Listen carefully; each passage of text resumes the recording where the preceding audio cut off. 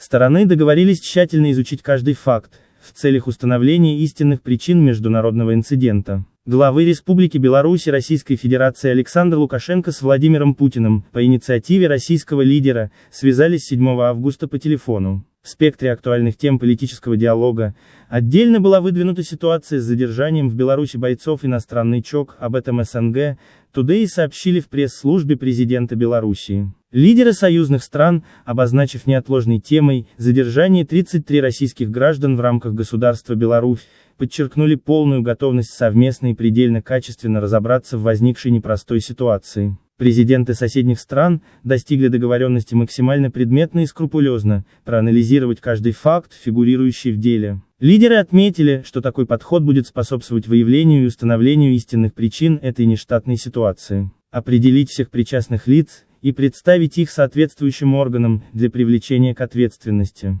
Далее, в рамках злободневной повестки, часть высокого диалога была посвящена насущным вопросам борьбы с распространением коронавируса в пределах двух стран, выработке эффективной вакцины для нейтрализации эпидемического нашествия. Не менее важным аспектом беседы стало обсуждение хода избирательной кампании в Республике Беларусь. В этой связи Путин указал на значимость развития братских отношений и актуальности противостояния негативному вмешательству третьих сил, которые могут спровоцировать их охлаждение.